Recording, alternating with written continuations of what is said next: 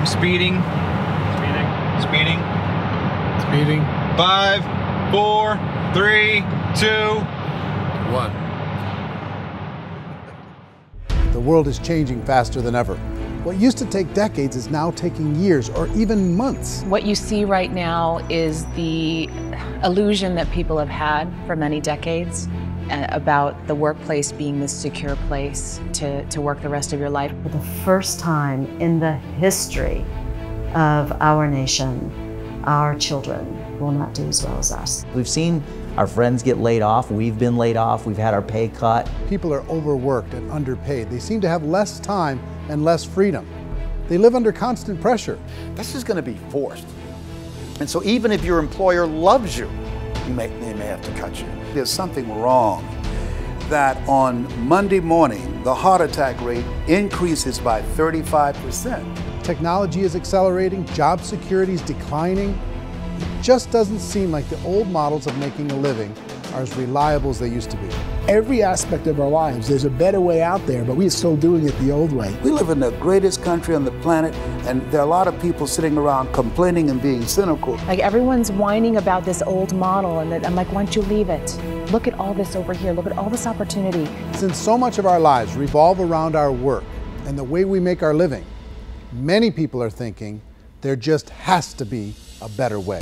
The biggest challenge facing our world today is not making money, is what are we going to do with all the displaced, unemployed people? People are afraid that they're going to make the wrong decision. People are afraid of the unknown. People are afraid that maybe I don't have the skills. Hey, sports fans, industrial age is over. It's dead. It's dying. That's why going to school to get a job is an obsolete idea. A steady paycheck is an industrial age idea.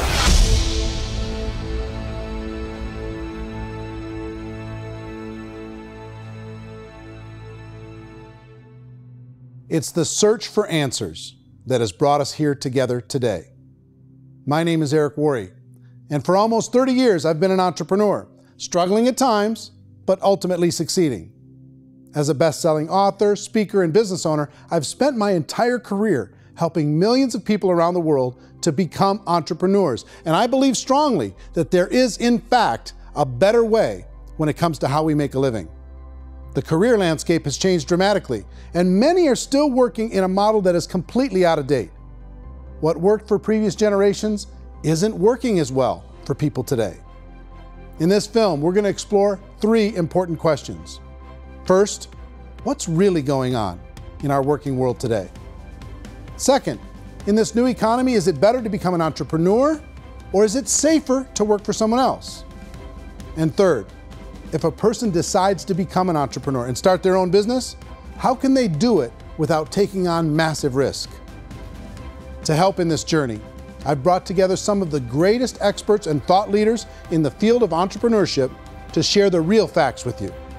My intention is to give you new information that will allow you to make choices that are not limited by an old, outdated model. Let's start by understanding what's going on in our working world today.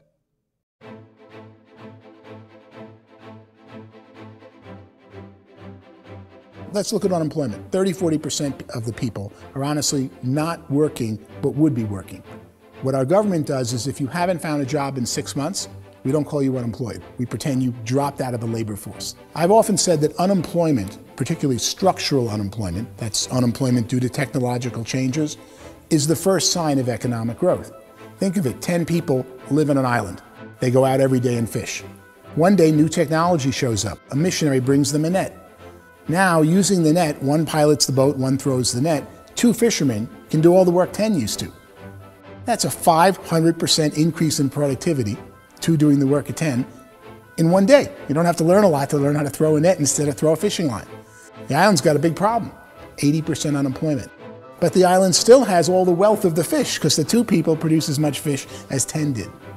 Now, of course, looking back in history, these changes used to take thousands of years.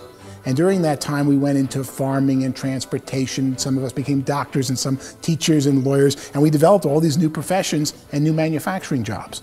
Today, these changes are occurring literally in one day when a new technological advance occurs, and we don't have the social structures to deal with it or to retrain the unemployed people. So one of the things that I think is interesting as I travel across the country and really travel around the world is the way that we work and the way we get paid for work is changing pretty dramatically.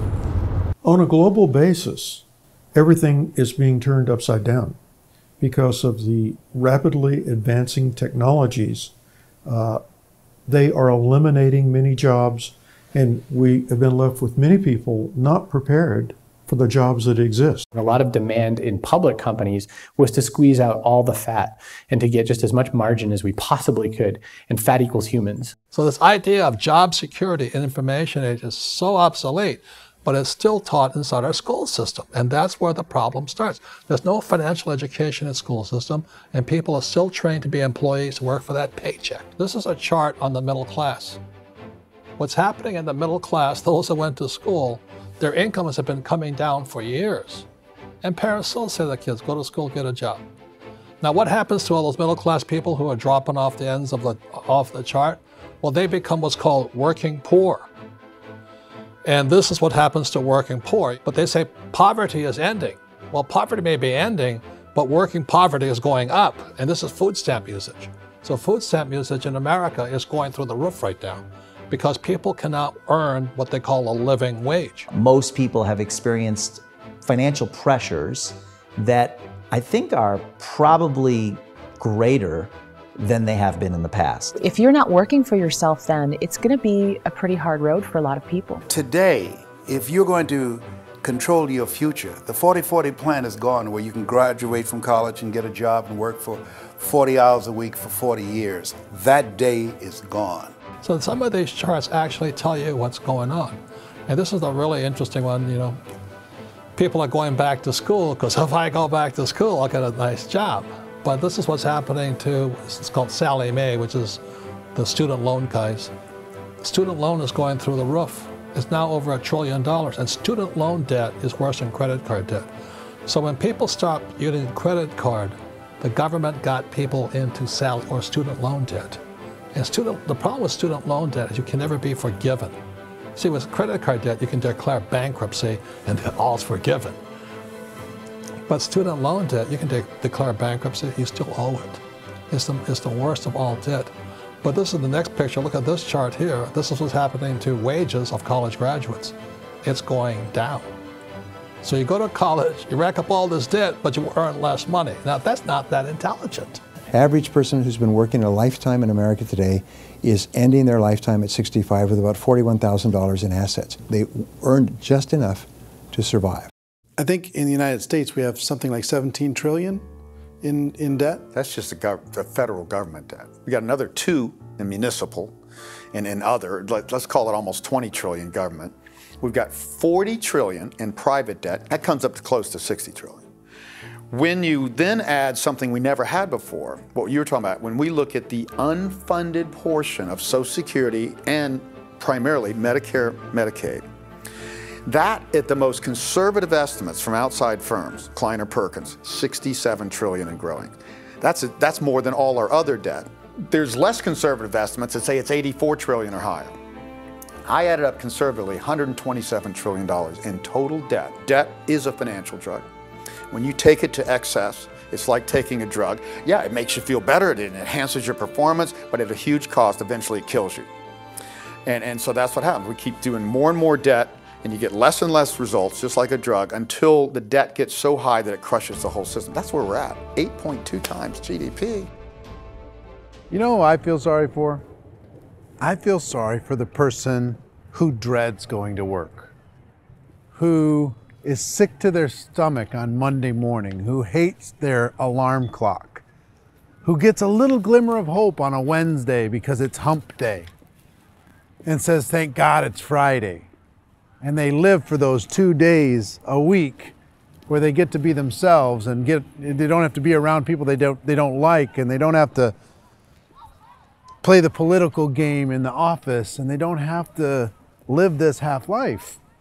The person that works 50 weeks a year just to be able to have the 2 weeks for vacation. And you know what happens to most of them nowadays? They don't have a vacation. They have a staycation. They have time off of work, but they don't get to go where they want to go because they're overextended. They've got all this debt. They got all this situation. They hate their alarm clock. They can't sleep until they're done. They have to spend most of their life in traffic. I feel sorry for that group of people because there's a better way. They just don't know it. I see this really interesting attempt at rugged individuality in a 6x8 rectangle. And I feel like you're all the same, except for the little push pins of the pictures. There's different pictures. Yours is named Jenny and his is named Sujara, but it's the same people. And this is how they are, and they're just like the zombies, and there's no joy in there, there's no fun. There's always like the wacky woman who decorates her cubicle, and that's the most she can do there. You got to give her credits, right? The wacky cubicle woman. The basis for their life is worry. I'm worried, you know, maybe I'll get fired. I'm worried maybe my company will go out of business. I'm worried I can't keep spinning the plates on paying the bills. I'm worried about how do I send my kids to college. I'm worried, what if the transmission of my car breaks? That's, you know, 2 or 3, I can't fix it. People live in a sea of worry, and it eats at them. Those signs that people held up during the Depression didn't say looking for gainful employment in a cubicle. It said looking for work. Work is what we're looking for. Job is just a unit of measurement. Work is what we're going after. It's time to look in the mirror and say, it's not the economy, it's my economy. It's my little world of where I am. I need to improve. I'm not going to wait for the economy to come back because frankly, the economy is doing great in this country. So I'm here on Wall Street, the financial center of the universe, the financial capital of the world. This is where most people's money goes to at least be held for a time, right? With interest rates in banks being effectively zero, and many experts are predicting it's going to stay at zero for the next 10, 20, even 30 years, people feel like they don't have any choice but to put their future into equities, to put their future into the hands of other people on this stock market, and hope that the stock market goes up, hope that the stocks that their advisors pick or that they pick goes up. That's one way to go, I guess. It's my personal belief that if you put your future into the hands of yourself, in other words, you have earning power by yourself, I think you're a better investment than these guys. I think you controlling your future is a better option than handing over your retirement to these guys. The average household income in the United States is approximately $50,000 a year, what they call the middle class. To reach the top 25% of income earners, you need to earn at least $90,000 a year. To reach the top 10% would be a household income of $140,000, the top 5%, $190,000, and to be in the top 1%, you'd need a combined household income of at least $380,000 a year. So here's the question. What do you think would give you the best chance to move up and get to the top 10%, the top 5%, the top 1% or beyond? In my opinion, and in the opinion of many, many experts, the answer is to become an entrepreneur, to become your own boss. I think you have to be a business owner. I can't, the only time I ever say to someone it'd be great to be an employee is when they've already told me they've surrendered. I only tell people who are wounded spiritually that they should be an employee. And it's that feeling that you get when you pick up the backpack off the little Cub Scout and say, "Don't worry, little guy, we'll get you back to the camp."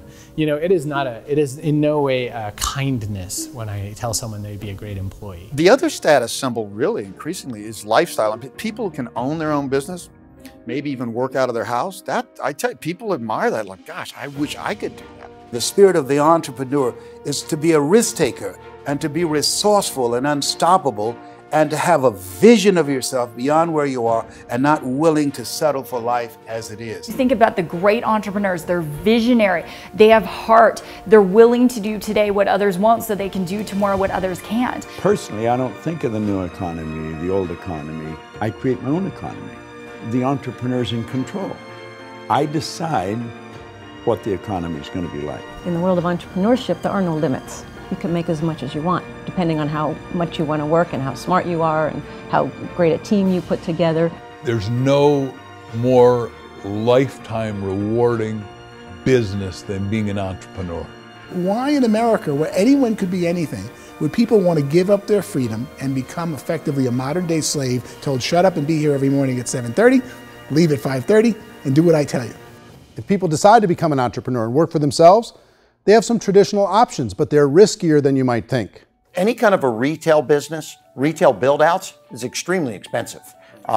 Even just these small little yogurt stores where they're putting little yogurt machines and you get all the different flavors, you're spending $200,000, $300,000, $400,000 to open a yogurt shop. I would love to buy a Dunkin' Donuts, but it's $500,000 or so to start.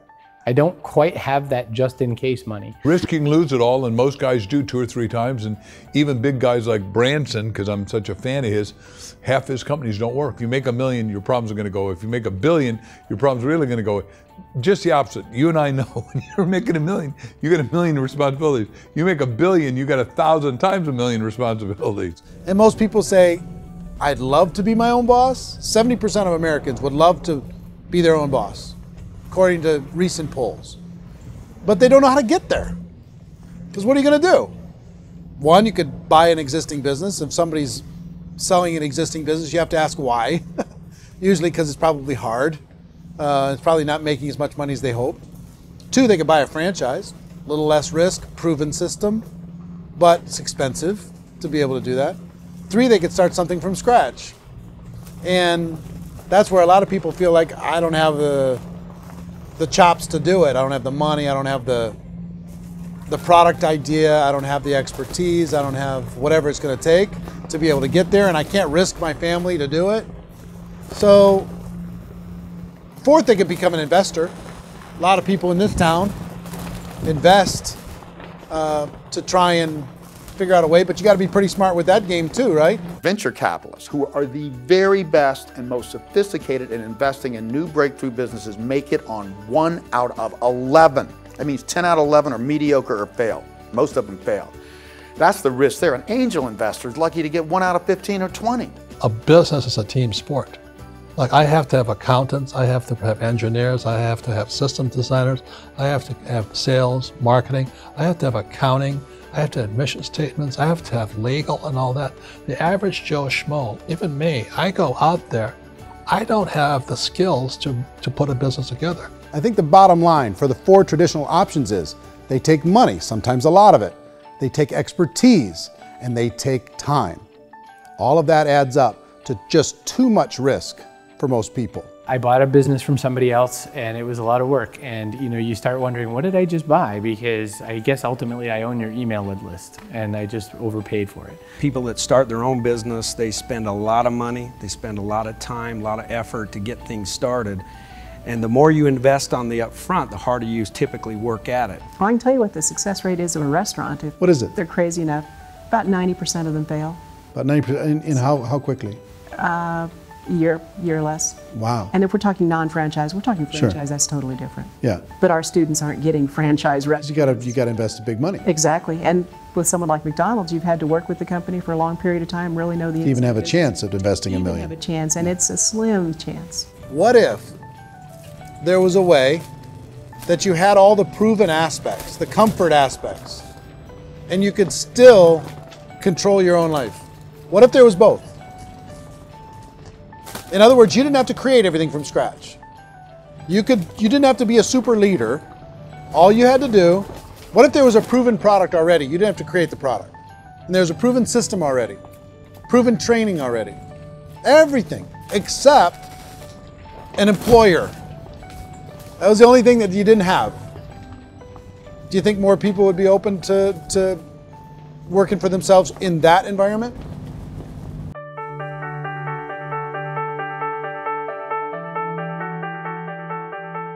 In our search for a better way to make a living, we've come to the conclusion that becoming an entrepreneur is actually safer than being an employee.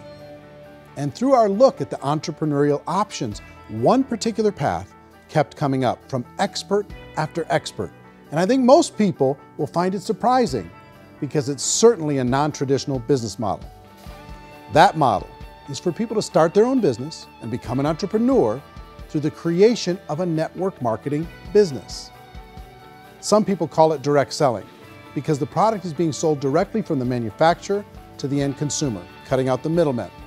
Other people call it multi-level marketing, or MLM, because there are multiple levels of commissions paid. The most common term today is network marketing, because network marketing best describes using a large group of independent distributors, independent entrepreneurs, to move a product or service more efficiently. So my friend here, Donald Trump, and I, we always write about the network marketing industry. And the reason we support the network marketing industry is because it really is a business school for entrepreneurs. Because most people come out of school looking for a paycheck. Oh, that's terrible. I went to network marketing like that. I think